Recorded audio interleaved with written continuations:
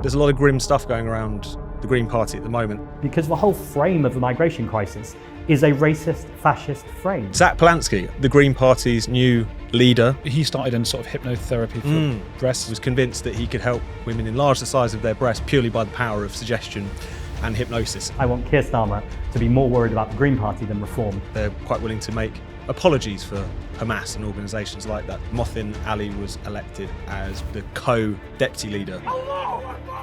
He shouted both Allahu Akbar and we will raise the voices of Gaza. That wasn't even the worst of it. There was also Labour bear a hell of a lot of the blame for getting us into this situation. It was inevitable that it was going to be used against them at some point, and that's what we're starting to see now. The rest is politics, the Alastair Campbell and Rory Stewart circle jerk. Sopel and Maitlis, I think, are just winging it most of the time. People who have no idea that their day is kind of over. Who voted for this? Rylan Clark thing I thought was really interesting. Commonsensical and kind of majority opinions on television. Like, that's such an alien experience. Absolutely insane. I don't know if he's even allowed back on TV.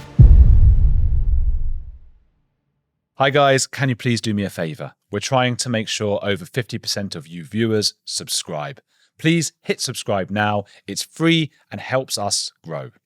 Tell me a little bit. I want to talk to you about, or ask you about, the guy who is the Greens guy. Who is he? What's his name? Why? He's a bit of a funny fellow, isn't he? Zack Polanski, I think you're talking about. So this is the Green Party's new leader. He was just elected by a landslide, 85% of the vote, and has been making a lot of waves. Seems to be trying to drag the Greens towards a more kind of Corbynista direction. So he's come up with this phrase, eco-populism, which I think is a bit of a contradiction in terms, but very much wanting to rage against the billionaires, but also there's a hell of a lot of anti-Israel sentiment in there. And maybe that's something we could get into, but the increasing way in which the Green Party, much like the Corbynistas, seem to be rubbing shoulders, shall we say, with people who, if we were being most diplomatic, we would say that they're quite willing to make apologies for Hamas and organisations like that. So he's very much at the kind of product of a shift within the Green Party and their activists who want to be more in that kind of supposedly radical, but I think actually quite unpleasant mould that we've seen kind of develop in left-wing politics in recent years. The reason I introduced him as sort of that fella, Zack guy, is because he is an odd fella, isn't he? I mean, he started in sort of hypnotherapy for breasts or something. What was that about? Yeah, he's got an interesting background. So the first time he kind of comes to public consciousness is that he did an interview with a journalist at The Sun in 2013. It was a kind of silly feature splash piece because he was working as a hypnotherapist, and his stock in trade was that he believed and he was convinced that he could help women enlarge the size of their breasts purely by the power of suggestion and hypnosis. So there's a great piece you can read. It's still online at The Sun, where this journalist goes and tries it out. Claims that she maybe even saw some benefits from it, so who knows? She didn't. I don't know if that was slightly played up for the jokes. I mean, she suggested that she also was eating different things at the time. Who knows? It's a bit of a causality versus correlation situation. But that he was very much involved in that. Apparently, at least according to that piece, you get a 90-minute session with him to this end for about £220, which wasn't too, which is quite interesting. But he's also just got quite a politically checkered history, or at least very different. He first kind of comes on the scene as a Lib Dem councillor. A few years later, he's suddenly running around with Extinction Rebellion, even though he's quite pro-Corbyn at the moment, quite keen to work with Corbyn and Sultana and their Your Party thing. He's previously on record criticising Corbyn under the handling of anti-Semitism in the Labour Party. So he's been a bit all over the map politically, even if it isn't sort of left of centre politics. But yes, given the hypnotherapy thing, I think he's one in a long line of quite cranky characters who've ended up in the Green Party. Certainly not the only one. And it started with the boob thing. The boob thing's the reason that's quite interesting is because I've not heard many women say, I wish my breasts were large. I know you would think you would hear that, but you hear them say, I wish I was slimmer. I wish I looked younger. I don't hear many women saying, oh, I wish my breasts were large. And I think it's been overplayed as a thing men necessarily want as well. Not a really political point, but just a point nonetheless of the uselessness of this Zack fella. And he is also, I think he's Jewish. Is he Jewish? Yeah. How far has he gone with this kind of anti-Israel and potentially pro-Islam thing he's doing? Well, it seems like at the very least you could say he seems very implacably against the state of Israel, very keen to project a kind of pro-Palestine message. In terms of having sort of clear examples of him saying things which would be deemed as sort of making excuses for Hamas or making excuses for Islamism. Those are a little bit thinner on the ground. But in the rest of the Green Party, of this newly kind of revamped Green Party, of which he's very much the leading exponent, there are plenty more examples of it. So at the same time as he was elected, Mothin Ali was elected as the co-deputy leader of the Green Party. People might remember this gentleman. He is a councillor in Leeds. And when he was elected last year at his count, he shouted both Allahu Akbar and we will raise the voices of Gaza. As it turned out, that wasn't even the worst of it. There was also a TikTok video that he'd recorded on the 8th of October 2023, a day after the October the 7th pogrom, in which he talked about the right of the Palestinians to resist. He doesn't use the phrase Hamas exactly, but nevertheless, in the context of what's going on, that seems like a kind of impolitic thing to say. He also talked about how the Zionists, the Israelis, are not the victims because they're the occupiers and so on and so forth. And also, one story that's kind of got a bit missed because of the fact that maybe it's a little bit harder to explain, but Mothin Ali was also involved and kind of leading a kind of online campaign against a Jewish chaplain, a kind of rabbi who was working at Leeds University, because of the fact that when October the 7th happened, he was an IDF reservist, he gets called up. And so not just Mothin Ali, but others in Leeds start launching this campaign against him, calling him for him to be sacked. Mothin Ali himself actually put about completely unfounded claims that this gentleman was purposely targeting women and children in Gaza. And of course, he comes back from his service and he's just bombarded him and his family by death threats. So there's a lot of grim stuff going around within the Green Party at the moment. There just seems to be certain figures within it who have decided to embrace this kind of extreme Israelophobia to making apologies for Hamas, an anti-Semitic terror army, or at least trying to gloss over what October the 7th was and talk about resistance rather than what it was, which is a pogrom. But at the moment, the rot is really going quite deep. I mean, in the run-up to the election last year, the Times did an investigation into various Green prospective parliamentary candidates, so people who were standing across the country to be MPs. And just to give you 3 of those 20 examples, there was a candidate in Deptford who said, and this is more or less a direct quote, "There is no peace without freedom, resist." That was in the wake of October the 7th. There was a candidate in Woking who wondered out loud if October the 7th might have been orchestrated. And I don't think they meant by Hamas, incidentally, kind of a false flag sort of narrative. And the absolute cherry on the cake, there was a candidate in Birmingham Perry Bar who praised a pro-Palestine demonstration which disrupted a Holocaust remembrance march at Auschwitz. And this was actually one of their diversity coordinators. So there was investigations, there was statements that were made by the then leaders. There was, we will look into this and we take it very seriously. But the fact that so many of these characters are washing up in the Green Party now, even up to the kind of deputy leadership, and the fact that this is kind of almost going slightly unnoticed, I think is particularly chilling. I mean, last time I was on, we were talking about the kind of Islamo-left dynamic, the kind of red-green alliance, the kind of green-green alliance that we're seeing now is also something which we should be taking quite seriously, I think. And that green-green alliance is sort of a red-green alliance anyway, isn't it? I mean, in what ways are they actually different, the Green Party, to Corbyn's, your party?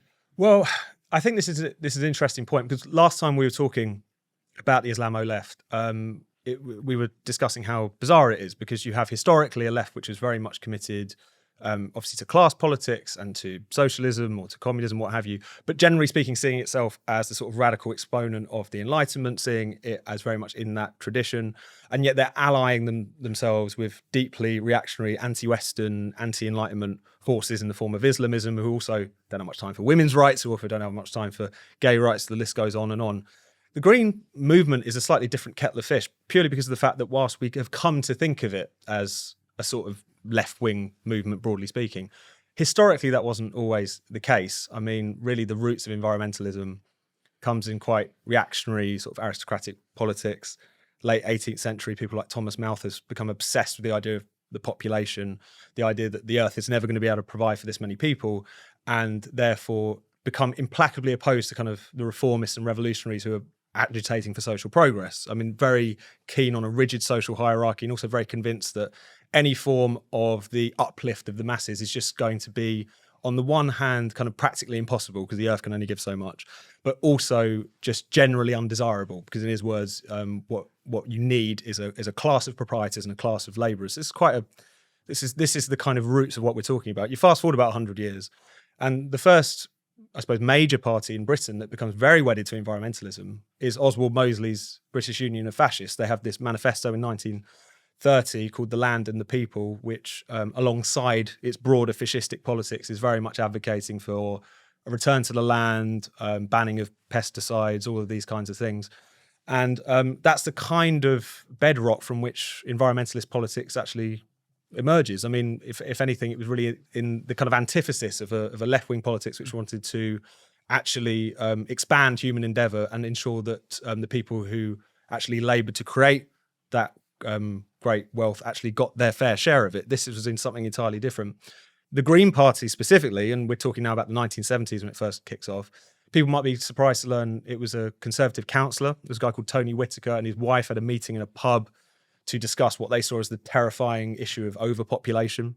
If anything, a lot of people these days are realising that it's the opposite problem we might be having, but nevertheless, that was where that originally came from. They form a party called People, I believe. It then eventually gets rebranded as the Ecology Party and then eventually the Green Party in the mid-1980s. So the roots of environmentalist politics are by no means left-wing. I think it's just we live in an era where the categories got a little bit scrambled, and also because the left, generally speaking, have embraced environmentalism in quite a big way. But I suppose if we're going full circle back to the question of why are Greens allying with Islamism, why is the older left allying with Islamism? In a way, it makes more sense for the Greens to do it because they have been kind of reactionary, anti-Enlightenment, and regressive from the off, whereas it might not have always been the case in terms of certain left-wing moments. That's interesting. But then today's Green Party and today's your party, are they ultimately the same thing as sort of Greta Thunberg wet dream? It's really hard to tell the difference between the two, and that's one thing which Zack Polanski was speaking about very explicitly in his campaign, was that he would welcome Jeremy Corbyn and Zara Sultana into the Green Party, even if that's not policy. He would be very happy for that to happen. They're clearly trying to kind of fish in the same waters to a certain extent, wanting to pick up support, yes, amongst the sort of students and overgrown students of Bristol or Brighton Pavilion or what have you, which have kind of been the base for both Greenism and Corbynism for quite some time, but also to try and use the Gaza issue to kind of lean in some instances, I think, to a kind of Islamic sectarian politics to also gain a foothold in certain constituencies. And whilst this, whether we're talking about your party or the Green Party, they might not be able to command majority support or anything like that. There could still be a big problem, particularly for Keir Starmer, particularly because the Labour Party defending certain seats where they've got larger Muslim populations who are very concerned with the Gaza issue. You've got people like Jess Phillips in Birmingham or Wes Streeting in Ilford with tiny majorities now, partly because of the way this issue has been sort of weaponised against them. So it's something which, even though that might remain pretty marginal, broadly speaking, to where public opinion is at, it is still something which could be a real factor in the next election. And also the fact that this kind of obnoxious alliance is rearing its head again is something that anyone who's got a good head on their shoulders should be concerned about, even if it is just happening at the fringes. Do you feel like without October 7th, they wouldn't have anything to talk about? Like, what would they all be fighting for? Would it maybe still be Gaza? Well, this is interesting because it's quite clear that kind of anti-Israel sentiment is the glue that is holding some of these quite unlikely alliances together. To park the Green Party for a moment, I mean, your party has been having some really interesting internal fights at the moment. So you'll remember there was a small group of supposed kind of Gaza independents who were elected at the last election. These weren't members of any formal political party, but they all ran as independents on the Gaza issue. And now some of them, people like Adnan Hussein in Blackburn, are seemingly quite open to working with your party. I'm not sure if he's formally joined, but he chaired a meeting in Blackburn with Jeremy Corbyn just a couple of weeks ago. But he's also socially conservative British Muslim who has made pretty clear that he's not on board with this gender ideology nonsense. And so he's been getting brickbats. People like Zara Sultana have had to kind of respond to the question of, where is your party going to sit on these issues? And on the Green Party side, even though I said we'd park it, there's a similar thing going on with Mothin Ali, incidentally, who's had to kind of, because of the fact that, as you might gather, he's pretty socially conservative. He has been in for a certain amount of flack because of the fact that he is quite clearly not willing to say, for instance, that trans women are women. But I suppose it's testament, whilst this makes it very unstable, and you think, how could this possibly hold for that long? Maybe it is just Israelophobia is such a strong pull for certain people in certain sections of politics that they are willing to look past those differences, which is a depressing conclusion to come to, I suppose. I'm thinking more and more about how different Islam is from other belief systems. I was just walking my dog the other day through an area that's very, vibrantly multicultural, let's say. And it was actually mad because my dog's particularly cute. It's a very cute cream dachshund, like long haired, and she's going up and licking everyone and having a great time. And people stop us a lot to talk to the dog. And loads of people with brown skin come over and love the dog, and they say they speak, even if they have accents, they'll almost have English humor, and they say, "Oh, we might take her home with us," and those kinds of things. And those people are, it's not 90%, it's 100% of them are Hindu or Sikh, and you can tell because they're red dot and things like that. Whereas 100% of Muslims, who are about half of the sort of brown skinned people, dive out the way. They make spitting noises at us. They look at us disgusted. Some are scared. Some are angry that we've got this little tiny dachshund. Now, I know that's dogs, but I do think that shows how different this one belief system is. And that's why I get frustrated that some people say, oh, Tommy Robinson's racist, or people are racist, because the Hindus and Sikhs are so well integrated and no one cares. I've never said a bad word about any of them. I don't know. I mean, at what point do people wake up? The reason I mention the dog issue is because I think that British people are dog lovers. We love dogs. And that it's just the ultimate sign of a huge difference in character. How do we wake up the rest of the country to this? I mean, the dog one is not one I've come across beforehand. They hate dogs. I must admit, but they hate dogs. Hasidic Jews hate dogs as well, right? So, but if we had 5 million Hasidic Jews in this country running for parliament, getting into position, I'd go, hang on a minute, guys. Not just because of the dog issue, obviously, but it's a sign of a culture that is clearly living. Because you cannot live in the UK and be part of the society. I know some people are allergic, some people are scared of dogs. Fine, but in general, as a group of people, you can't do that and still be so angry about dogs walking around. Well, I think the primary issue, which is really kind of cuts across a lot what we've been talking about as well, is the extent to which a kind of Islamic sectarianism and Islamic identity politics, all the way through to a kind of form of actually quite clear Islamism at the edges, has just become a political factor, an electoral political factor in a way that might not have been previously. And that's something that anyone who cares about a properly kind of reasoned democratic public sphere should be concerned about. Ultimately, we would be concerned if it was any religion that was trying to kind of wade in to these matters, but it's quite clearly disproportionately in relation to Gaza, in relation to questions of Islamic identity politics, in relation to those sorts of religious questions. And so I think it's incumbent on all of us to take that quite seriously, because this stuff is poison. I think the point at which you have candidates, parties appealing to voters on the basis of exclusively of faraway conflicts and basically kind of ginned up religious ethnic grievance is the signs of a society that's starting to come apart in a quite meaningful sense. It's interesting the way the Labour Party have really been hit by this now, insofar as at the last election, some candidates losing out to ones who are running on this issue, as well as some even quite prominent figures we've talked about. Jess Phillips, we talked about Shabana Mahmood, having a lot closer run in their constituencies because the issues of Gaza, because this kind of Islamic sectarianism is being used against them. At the same time, Labour bear a hell of a lot of the blame for getting us into this situation in the first place. They have been very willing for a very long time to use not just Israel-Palestine, but also the Kashmir issue, all sorts of other conflicts, all sorts of other issues around, to gin up their voter bases, to try and practice a kind of like pork barrel identity politics. And rather than to address voters as you are constituents with certain interests, certain things that you might be concerned about in the local area or nationally, to treat the electorate as these kind of ethno-religious blocks to be kind of stacked up, and that's how you get a majority. And it was inevitable that it was going to be used against them at some point. And that's what we're starting to see now in the form of these independents, in the form of, arguably, we'll see what happens with Greens and your party.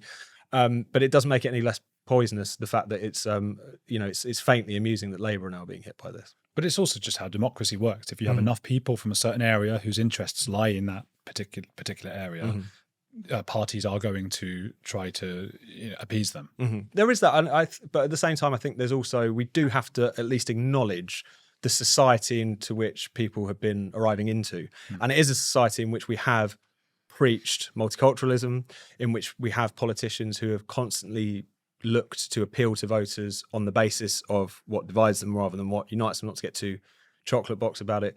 The multicultural state has bolstered and funded and supported sectarian institutions or religious institutions which have come back really to bite us. I mean, if you think about the way in which the kind of Salman Rushdie affair first kicks off, it's various kind of supposed kind of community groups who are very involved in pushing for, essentially blasphemy against Islam to be criminalised off the back of Rushdie, for him to be, that demonisation campaign that was very much mounted against him. The first protest, incidentally, against the Satanic Verses didn't happen in the subcontinent; it happened in the north of England. So this is something that has been there for a very long time. But and since then, there's been an array of organisations who have kind of emerged out of that. The Muslim Council of Britain being one example. One of the founders of the Muslim Council of Britain is a gentleman called Iqbal Sakrani. He was on record at one point as saying that death, if anything, might be too light a punishment for Rushdie. This guy was knighted by the Queen. So the way in which the kind of British establishment has given a kind of rubber stamp to the kind of Islamic intolerance, to those who claim to, who basically want to really kind of divide up society along those particular lines. Whilst I take your point about it being a numbers game to a certain extent in democracy, we also have to take account to the way the society has responded and the way in which this establishment has responded, the policies that they've taken on, and the refusal to take on these unpleasant sectarian anti-democratic trends when they've arrived. There's just always been a desire to either ignore them or acquiesce to them. So I think we can end up letting the establishment off the hook when we see it as a pure inevitability, I suppose is what I'm saying. The Satanic Verses is one of the best books ever written. It's one of my favourite books. It's one of those books that I read going, I just cannot believe how smart this guy is. Even taking away those 2 or 3 pages that are so controversial. Most people don't know what I think they think it must be something terrible. Yeah. But all it was he was just sort of depicting the Prophet Muhammad sort of making it up as he goes along. That's it. He was sort of going off behind a bush and then coming back and going like, hey, now I can have several wives and so on. That was it. The way they went after Rushdie was just horrific. And the way that we sort of kowtowed, that was absolutely And nuts. that's one thing that really is forgotten, because this was all kicking off during the Thatcher era. And there are various Thatcherite ministers who are on record calling him a villain. This is Rushdie. Oh, wow. Being, they did begrudgingly give him police protection and so on, but they basically rhetorically kind of sided with the people who were going after him, just saying that he has offended a lot of people and all the rest of it. So there's sometimes a tendency not to exactly remember what happened at the time. I think because Rushdie was a figure on the left, someone who had certainly been kind of railing against the British establishment, the old conservative establishment in his own way, people were in the Thatcher government were openly calling him a kind of ungrateful character, both in terms of his own religious background, but also the society, the British society to which he was also a citizen. So it's easy to forget how many people have their portion of the blame for capitulating to this, even in the earlier days. And you're right, that was sort of the start of something. I mean, even me, if you'd have asked me 3 or 4 years ago before I got into this kind of political world, is multiculturalism a good thing? I probably would have said yes. And I wouldn't have fully considered what multiculturalism means. I would have thought it was like multi-ethnicity. I think most people think that. The public at large, I don't think they're thinking about it. They're hearing words like multiculturalism. Well, that sounds lovely. But they don't think about, well, that means that it's no longer going to be your culture. It's going to be lots of different cultures and things, rather than people coming in and actually adapting to ours, which would be a multi-racial society. That difference is key, isn't it? Now our Home Secretary is Shabana Mahmood, who, by all accounts, is apparently a very good politician. But should we, and I've had this debate with a friend who was messaging me having a go the other day, should we be concerned that now I think that is it the Education Secretary and the Home Secretary responsible for our education and our immigration are both practicing Muslims? On its face, no. I think it depends how they practice their politics and to the extent to which religion, sectarianism interacts with what it is that they want to do. I mean, there are some videos of Shabana Mahmood doing the rounds. I think there was a protest outside of a Sainsbury's in a constituency in 2014 or something like that, which was accused of having products in it from the West Bank, and there was a protest there. But this is not someone who has been, on the hate marches every weekend. I think it would be certainly an exaggeration. And I think we can all make a pretty clear distinction. When you've got someone who is trying to practice a clear-cut sectarian Islamic politics, and obviously that should be called out in the same way we would call out anyone who are trying to kind of divide up voters along those sorts of lines. There's clearly, to put it bluntly, a difference between a Mothin Ali and a difference between a Shabana Mahmood. Sadiq Khan is another example. Whilst there are some kind of slightly excitable people to quite bigoted people who are trying to present him as some kind of crypto Islamist, the problem with Sadiq Khan is that he's a woke troll, effectively, you know, who's inflicting all of the worst supposedly progressive ideologies on a once great city. You know, if anything, if he was an Islamist, it would almost be a reprieve from the sort of thing that we've had to put up with in recent years. We wouldn't have any more of those virtue signalling firework displays, and maybe after a few years of Sharia law, you know, the shoplifting would calm down. So we need to make these sorts of distinctions, because otherwise we're just going to get into a situation where anyone from the Muslim faith, regardless of how good their ideas are, regardless of how much they want to bring the country together, regardless of how much they want to keep that line very separate between faith as a private matter and politics as a public matter, that we just instantly have our backs up. I just don't think that's a reasonable or a positive route to go down. And yet, just as sort of devil's advocate, there, I suppose the other side to that is, okay, but we've seen the historical precedent in other countries. We now see that more and more people who are openly or practicing or sometimes devout Muslims are taking positions of power in this country. And having seen the historical precedent and having seen how mosques do try to influence politicians, you can see why this population is scared of what could be happening. I know, but you know, there might be a lot of people on the right who are obviously concerned about radical Islam and so on and so forth. A lot of people in society, frankly, I think it's an issue that cuts across a lot of these political lines. It might not in media discussions, but I think if you talk to most ordinary people, they recognise that there's a problem there.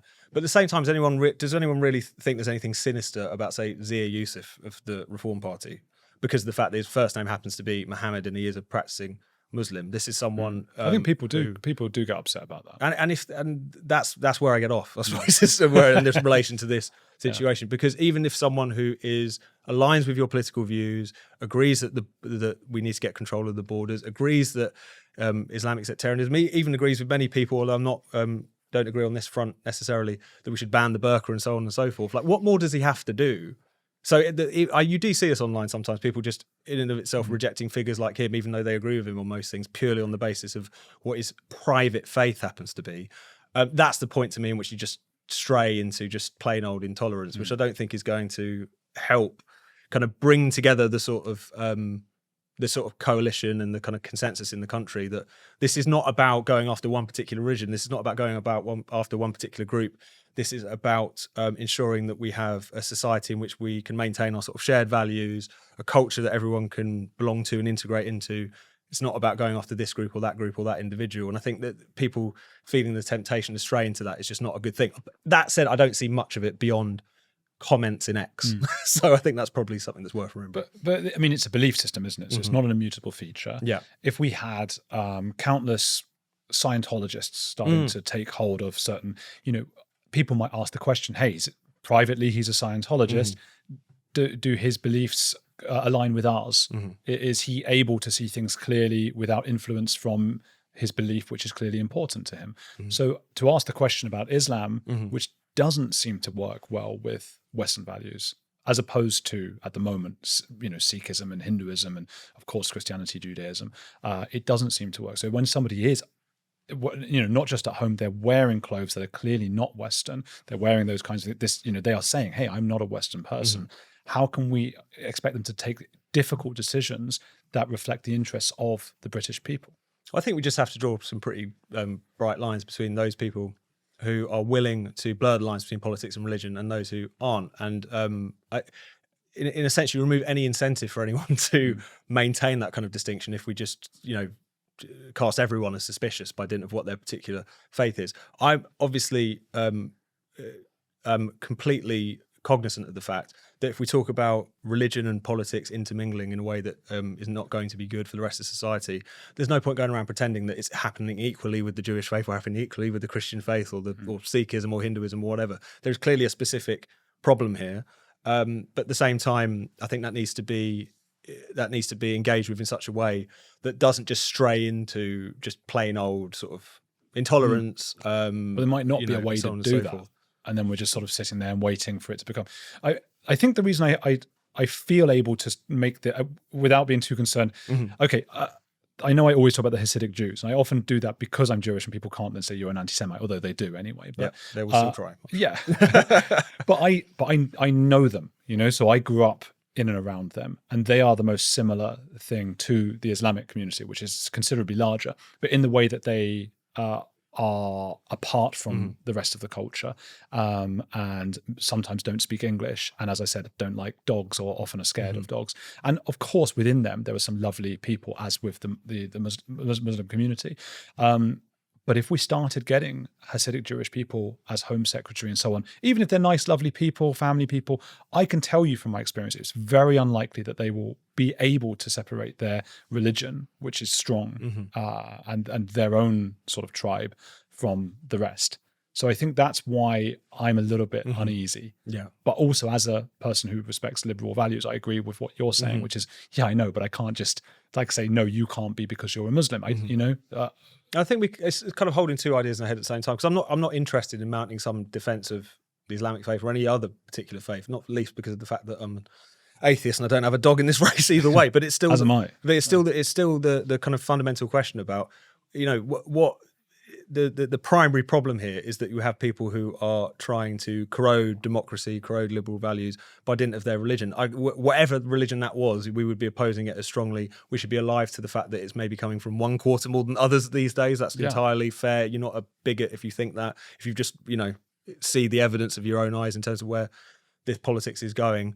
But it's the reason we oppose it is not because it's Islam. The reason we oppose it is because it's what has been going on here in these pockets is reactionary and bad for society. So I think we just need to keep those two things clear without, it's not like we're kind of engaging in trying to, mount a defense of any particular religious faith. I'm not interested in that. I'm just trying to mount a defense of the values that I think are very important to this country, and also to that kind of Western Enlightenment tradition. That's what I'm interested in. And I think we need to defend that against all comers in all situations. Yeah. And if those Enlightenment traditions don't work with Islam or with any particular religion, that's when I'm saying, I don't know if somebody who is a devout follower of that particular belief system, which runs against ours, should hold political power.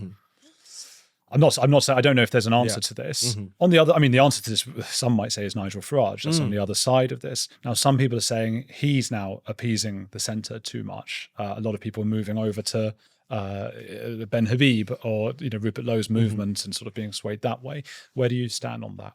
Well, I think on the one hand, I'm not convinced that there has been this huge sort of exodus away from reform towards some of these other sort of challenger parties, just as a purely observational point. So, for instance, when the whole Rupert Lowe blow up was taking place, and of course there were all kinds of ridiculous things about this. Was Zia Yusuf a person I got a lot of time for, incidentally? I think he's an interesting character, but was he so supposedly threatened by what Rupert Lowe supposedly said to him that he waited 3 months to report it to the police? There's questions that arise out of that. Not just Nigel Farage-led political parties, but all political parties. There is often a lot of backbiting. There is often a lot of someone becomes a bit of a problem internally, or at least so defined, and then they get pushed out. That happens. That's the grubby business of politics. You don't have to like it. But on the kind of the claim that this was in and of itself a huge blow to reform, I don't see that. I see it on X, certainly, but I think the right is falling victim to the problem that the left fell victim to about 10 years ago, which is to confuse X for the country in the same way that the left used to confuse Twitter for the country. During the time of Rupert Lowe's ousting, one of the pollsters, I can't remember which, did a survey of people and they actually showed them a picture of Rupert Lowe, and it was something in the region of 86% of the public of this survey had no idea who he was. 71% of reform voters had no idea who he was. Wow. So whilst all I'm getting at, aside from anything else, is I don't quite think this is a huge problem for reform and its coalition in the country. There is, of course, a separate point about whether or not on certain policy issues reform needs to be pulled up, or on certain policy issues they have gone awry. I can't have been the only one who was flabbergasted by that announcement, what was it, more than a month ago now, where they've got this new czar for prisons and they're openly saying that actually the whole trans issue, you can just do assessment, and maybe a man can be in a women's prison, and then Farage just kind of deferring to her, even though, you know, say what you will about Farage, I'm pretty clear that he knows what a woman is. A completely unforced error. I have no idea why. I don't think incidentally that will become Reform Party policy. But one can criticise the policies or criticise how they're handling things. Are they capitalising on the moment? There's still a long way to go to an election, etc., etc. But I just personally don't see this kind of mass exodus away from it, because I think a lot of people have determined quite rightly that, at least for the moment, this is the vehicle that has the most likely chance of dealing a pretty decisive blow to the two-party system. And that takes time to build as well. People can get a bit excitable and set up a political party on the internet or whatever, but the fact that Farage and the various parties that he's led, because it's not just about him, it's about the whole kind of movement that surrounds him, has been around for decades now, counts for a lot with voters when it comes to credibility on any of these issues that we've been talking about. So yeah, it's something that I don't necessarily see in terms of it being a huge problem for them, but I might well be proven wrong. You are the editor of Spiked. Despite, do you have a, you know, you back a political party, or is it, no, we're just, you know, we're going to look at everyone and that's it? I'm trying to think when we have ever formally kind of declared for any specific political party. I think the only one that in the 12 or 13 years I've been there, we backed the Brexit party at the European elections when it was looking like we were going to be denied the Brexit that we had all voted for. That was obviously a single issue, slightly more kind of cross-party. You know, there was a bit more of a kind of range of political persuasions in that party at the time, so it was a slightly different animal to reform, you could say, in some ways. But other than that, I think our job is not to be the in-house magazine or the fan club for any particular politician or political party. We might at certain points praise some and criticize others, but I think for us it's much more about just trying to broaden the discussion, argue for the things that we care about, and try to put our perspective out there in the world. So it's not something that we generally have made a habit of. No. Do you personally, would you back reform now? Well, reform, I think there's been some things. Well, first of all, it's quite clear that on some of the core defining issues of the day, which both the public really care about, but obviously we at Spiked have been writing about, they clearly have at least their head on their shoulders. If you think about the question of the border and the necessity of taking back control of immigration policy to end this absurd illegal migration crisis, which people have really had absolutely enough of. The general kind of recognition that if you want not just to get control of migration, but just to be able to properly self-govern, that this human rights framework that we've inherited over many decades is a real encumbrance to proper democratic policy making. It's an argument we've been making for a very long time, saying that just because it has the words human rights on it doesn't mean that it's positive. It also doesn't mean that it actually protects your rights that much, because, you know, if you think about Britain's slide into censorship over the course of the past few decades, the ECHR hasn't really been worth the it's been done it's written on. In the name of human rights, that censorship slide. In many respects. So there are various key issues. I think it's fair to say, although the Tory party have come round to this in a big way, notwithstanding that absurd announcement on women's prisons, it's quite clear that when it comes down to these issues of gender, where the Reform Party is. So on certain issues, you have to, at a certain point, you have to take yes for an answer. And I think there's been some ways, the way in which they've sort of carried themselves in and sort of developed and tried to kind of broaden out their the people working for the party and their kind of plan for government and so on and so forth, has reflected on them positively. But, you know, I'm a quintessential sort of floating voter waiting to be convinced. And I'm really interested to see what happens over the next few years as well, because that they're very conscious about this and they talk about it at every given opportunity. To go from being a kind of movement to a presumptive party of government is the big difference. And, you know, ultimately, and people will know this if they know anything about Spiked, you know, our political history is a little bit unusual. We have this kind of left-wing background, but also very populist, but also very attuned to the way in which the world has changed in a way that it might not have been 20 or 30 or 40 years ago. So there's probably no political party I'm ever going to come across who I agree with, you know, 100% or even close to it. But at the same time, you do sometimes have to look at what are the core issues that are confronting us. And I think anyone who is concerned about sovereignty, who's concerned about pushing back against a lot of these poisonous ideologies that have been pushed on the country, it would be absurd not to at least admit that Reform are doing a good job of putting that front and centre of political debate. So yeah, speaking of not necessarily being in agreement with everything they do, they sort of at their event the other day, they wheeled out Lucy Connolly, who suffered what I think is probably one of the most egregious abuses of power in terms of being arrested for her horrible posts and things. But is she the right person to be this kind of martyr for reform? Yeah, I thought that was an interesting one. Now, she came out to take part in a live edition of the Planet Normal podcast, Telegraph podcast, Liam Halligan and Alison Pearson do.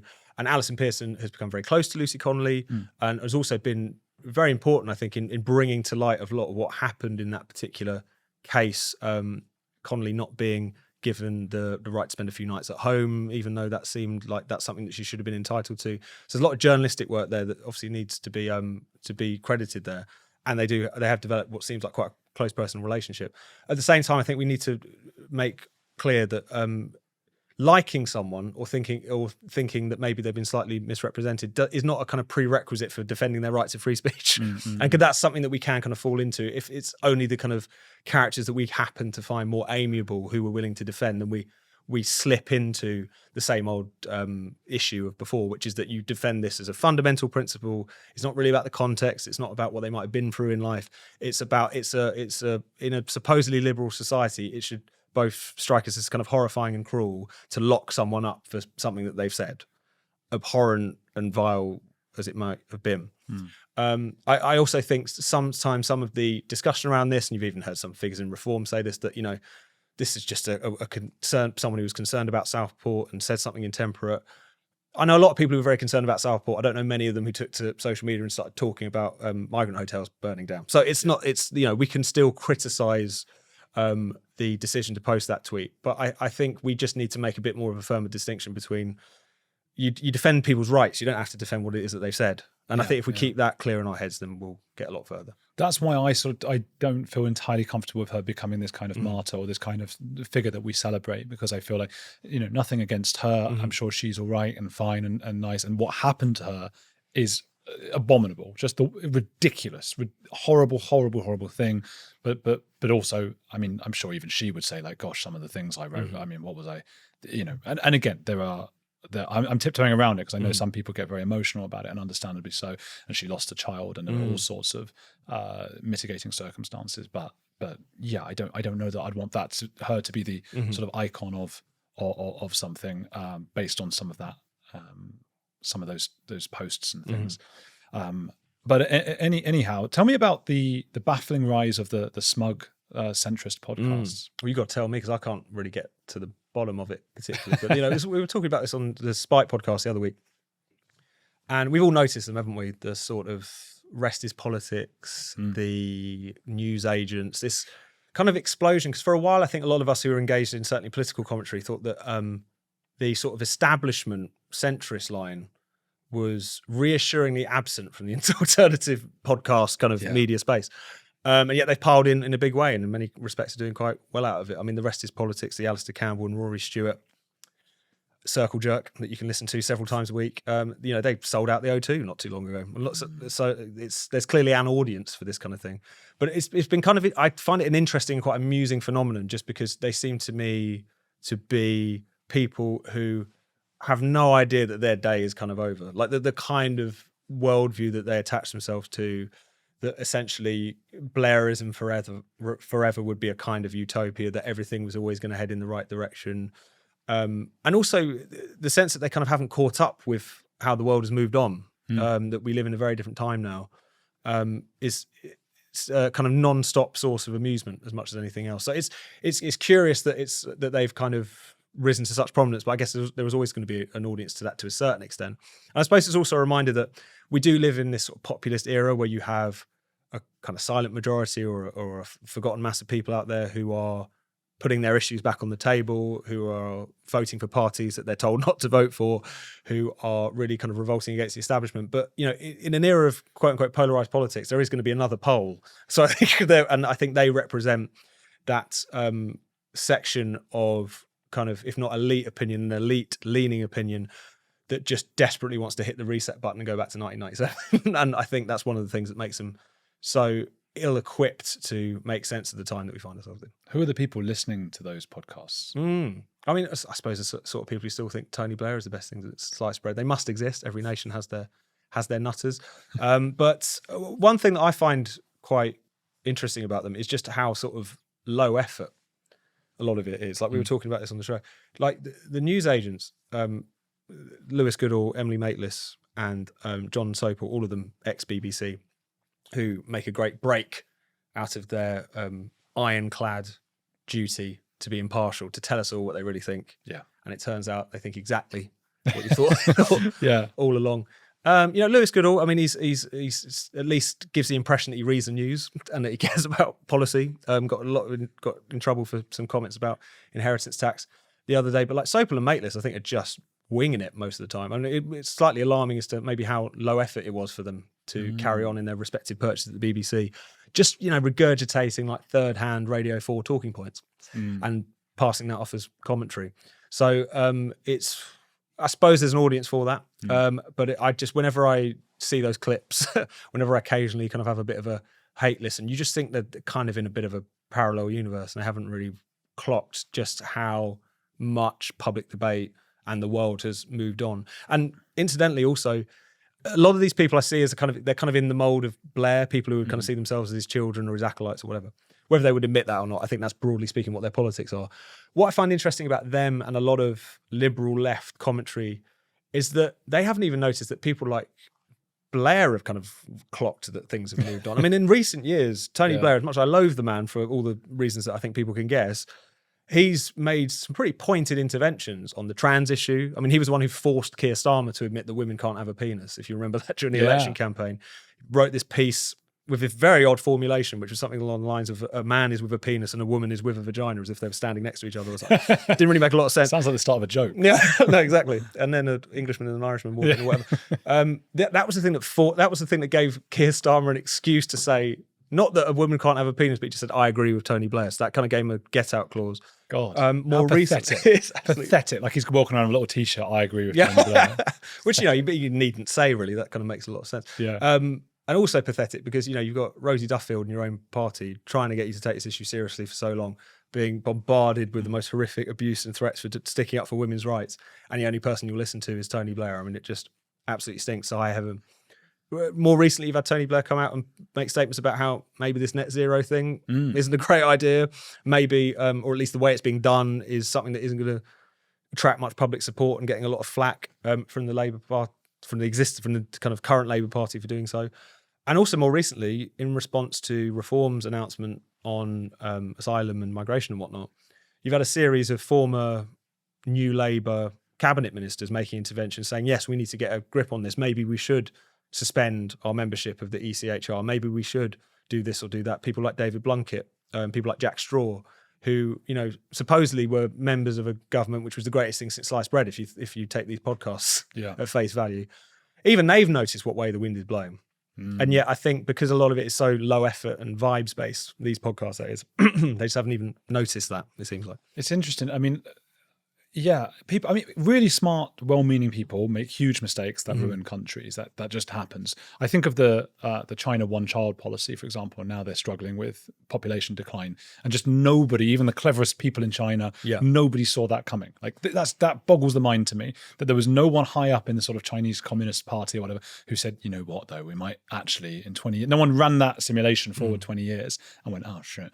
And I think it's similar with our immigration situation. And it's not just the Labour Party. I've seen Daniel Finkelstein. He was in with the Conservatives, wasn't he? And I've seen him write about this was a huge mistake that we made by letting in so many people. I think a lot of people maybe were well-meaning and they look back now and go, "What did we do? How did we not see this coming? It seemed so obvious that this would happen, and it's happened anyway." Yeah. I wonder with Emily Maitlis and Rory Stewart and these kinds of people, we have this basic issue. It's one I ran into with Ian Dale recently when he said he lived in Tunbridge Wells, and if he sees a foreign person, he's very curious about who they are, what and all those things. And I said, well, where I live, if you see a white person, you're very curious because there's just none. Not that everyone has to be white, but that's the area I live in compared to the area he lives in, and it might be that anywhere versus somewhere principle. Do you know of that one? Yeah, David Goodhart's. Is that who it was? Yeah. Do you want to take that? Do you know what I mean? That Emily Maitlis would be one of there'd be a anywhere person. Yes, exactly. And this was, I think, The Road to Somewhere was the name of the book. Came out around the time of Brexit and was a very useful frame for talking about the kind of gap between most of the country and the people who govern us, who set the media agenda. So, and these two broad camps that you've got the anywheres, who are people who have gone to pretty nice university, who don't necessarily aren't necessarily as attached to the idea of like national identity, their local area. They could basically feel at home in London, or San Francisco, or Paris, or what have you. Kind of both economically, socially, and literally more mobile, if you see what I mean. And the somewheres, people who, partly by dint of their class background, are much more wedded and anchored down in the community in which they were brought up, don't tend to move around as much, maybe didn't go to university, more attached to the idea of national identity, and that being the kind of great cultural chasm. I forget the exact number that he puts on it, but it's something like the kind of anywheres of like maybe 25% of the population, and the somewheres of more like the pretty larger majority. I might have that slightly wrong. But that, I think, gets you a long way to understanding that chasm between those who govern us and the people who are governed, the complete difference in priorities, the difference in cultural outlook. If you're of a more sort of cosmopolitan outlook, you're going to be slightly more bemused, at least, by people who see national identity or pride in history or what have you as more important. And I think so many of our battles in recent years in politics are quite neatly explained when you recognise that there are, broadly speaking, those two camps. There's all kinds of different, there's all kinds of gradients in between. Of course, not everyone perfectly fits into one of those categories. But I think that gets you a long way to explaining things, and also gets you a long way to explaining how blind a certain set are. And I'm not necessarily naming any names here, apart from maybe Emily Maitlis and newsagents, but because they all tend to like live an existence which is shared by their coterie, but not by the vast majority of people in the country. So it's one of those things where that dividing line has become more and more stark, and it basically cuts across every one of the big issues that we talk about. That the anywheres are on this side of the argument and somewheres are on this one. So it's still, I think, all these years later, a pretty useful way of thinking about some of these things. It's really interesting that and the older I've gotten, the more it's made sense to me. And I'm probably very much an anywhere person, because I had a nice, whatever, and like we were often abroad, or I lived abroad for many, like 12, 13 years, and sort of got involved in different cultures and things like that, and then just sort of, I'll pop back. And it's been part of a political journey for me that's taken quite some years, part of growing up, I suppose. And I'd like to think part of empathy that everybody who is an anywhere person should have, just to be able to understand, hey, for some people, it's not just an option to F off and leave. I've talked about it before, like, I would probably go off to Argentina if it got too hot here, as in spicy, as in that's not an option for everybody. Not just financially, but just culturally. It's just not even. And the street they live in is everything, and it's being taken away from them. Very much the same way that we've seen in movies. If it happens to the indigenous Americans, or if it happens to the Japanese, or whoever it is, we'd be expected to feel empathy for those people and say, "Gosh, that's their culture, their street, their local places, their families," and it's changed before their eyes in a matter of years. Yeah, and it being a change that it didn't ask for. Yeah, and if anything, at every single opportunity, have voted against. I can't remember the exact numbers, but one of the communications firms crunched the numbers on basically public support for various different levels of migration. And it's something like it's like roughly about, say, 10% of the population actually supported being north of 100,000 net migration a year. It hasn't been that low since the 1990s. So it's the sort of thing where you just quite clearly see that the yawning kind of democratic deficit, if you want to use the slightly tired terms, on that issue in particular is so stark. And I think that's another thing about this kind of anywhere, somewhere divide. It is a class divide in many respects. Brexit happens and you've got various lovies saying, well, I guess I would just flee the country. That's a luxury that most people don't have. A few votes don't go their way, or a few governments betray them. They can't up sticks and move. I also think it's a big part of the reason why people in the more elite establishment sections of society are so much more blasé, not just about nationhood and sovereignty and whatever, but about kind of democracy itself, why they're so much more relaxed about globalist institutions like the European Union or what have you being able to set policy and really shape politics. A, because they assume that the people making those decisions are quite like them and they're more or less on board with that, so that's good. But B, because of the fact that if you've got a bit of money, if you've got a fair amount of influence, if you're a bit more mobile, if you can move around the world, if you happen not to like the drift of the particular country that you're living in, the vote is less important to you. And I think that's a point that Tony Benn of the old Labour left used to say, that the vote means more to someone who has less in life. So I think it explains so much that key divide and their willingness to not only side with the European Union, but also try to thwart Brexit, I think was a good example of that, definitely. Do you think there's potentially in that mainstream, which is very much filled with, we might call them lefty lovies or whatever, but really those are the anywhere people, aren't they, mostly. But to see someone like Rylan come out, I mean, that was unusual for someone to take a risk and say what he said. He's been panned for it, and I don't know if he's even allowed back on TV. Do you think that might set things in motion? I thought that was actually, in its own way, a really interesting moment. I actually wrote a piece for the Telegraph about this, about whether or not Essex were going to save us. Oh yes, I saw sort that. of in tandem with Ryland's comments and the rise of Tom Skinner and the fact that you had the Epping protests, landing that original blow against the migrant hotels. Yeah, maybe there's slightly a tongue-in-cheek, but also slightly serious case to be made there. The Ryland Clark thing I thought was really interesting because I don't know about you, but it was oddly bracing to witness someone air commonsensical and kind of majority opinions on television, unencumbered. Like, that's such an alien experience. Like, we've come perfectly accustomed to people going on television any time of the day, saying the most insane things about gender or migration, whatever it might be. That's absolutely fine. But if you just happen to say, as he did, that of course legal migrants make a huge contribution, they're great. At the same time, this illegal migration is a problem. Should we really be putting people up in hotels when you've got veterans on the streets? Sort of thing you would hear at any bus stop, in any pub, any day of the week, in any place in this country, more or less. And yet the fact that not only it was strangely shocking or kind of interesting even for us to hear it, but that it's led to all of this hate to go his way. The fact that when Tom Skinner of Apprentice and now kind of, social media influencer fame, when he got announced for Strictly Come Dancing, there were two articles that I saw. One was in the Independent, one was in the Metro, I can't remember which. One of them described his announcement as a contestant as divisive, and the other one referred to it as scary. And this is a man who's basically has the views of someone who grew up in Romford. Really not unusual, really, broadly speaking, where a lot of people, I think, in the country are, not just those in Essex. But Dapper Laughs is another one. Absolutely. There's all sorts of characters now. And it's one of those things where I think maybe there is something going on kind of culturally where people are starting to realise that just the views of the vast majority of the population have been oddly shut out of the cultural conversation for quite a long time. And for whatever reason, it's the Essex crew who are managing to break through that edifice at this point, even if they are getting some of the pushback that you were gesturing to there. Graham Linehan had, he's made headlines around the world, even more than Rylan, I'd say, when police visited him.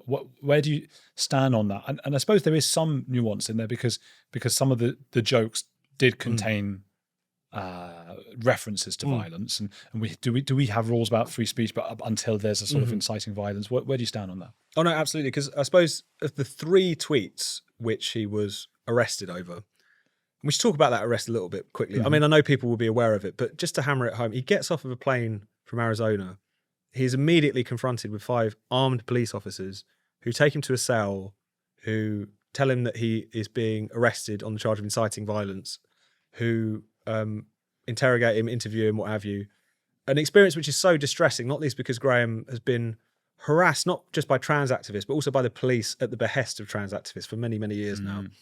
So distressing for him, he ends up having to go to hospital because he's got sky-high blood pressure as a consequence of it. He's a very sensitive man. Absolutely. And if you hear the recording as well, he was furious, and understandably so, because it's been going on for so long, and if anything, it keeps escalating.